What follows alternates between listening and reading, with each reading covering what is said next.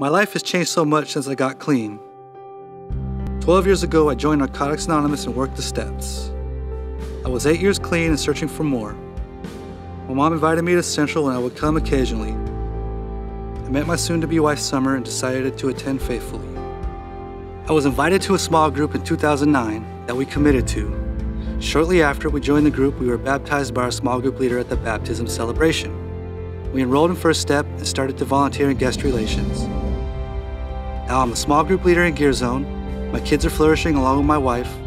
Our relationship with Jesus has grown more than I could ever imagine. I love Central, and I'm grateful to have the church. My name is Eddie, and I've been given a second chance.